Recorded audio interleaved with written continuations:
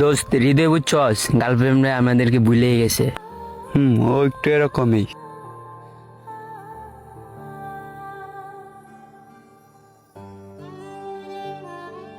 তোমাকে পরে ফোন দিয়ে দিয়েছি, একটু আড্ডা দিই বন্ধুদের সাথে।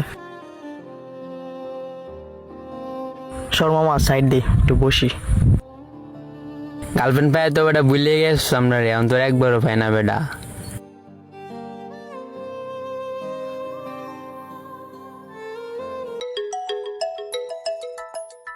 দোস্ত আসতেছে, একটা কল আসছে। দেখছস আসলেই বদলাই গেছে। কইছিলাম না ও একটু এরকমই। মায়া পাইলে বন্দুক তো ঠিক থাকে না।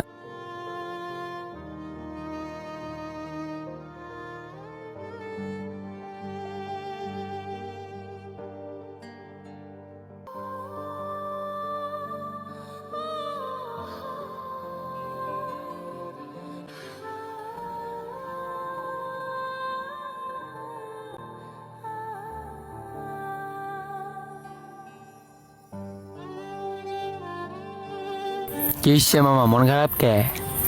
না, কিছু হয় নাই, কি হইছে ক?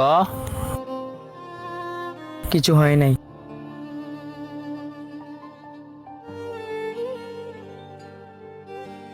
দেখ,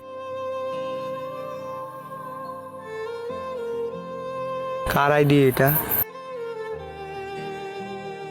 আসলে মামা মেয়ের একটু এরকমই হয় বুঝছ, সেটা নিয়ে মন খারাপ করিস না, মন খারাপ করিস না।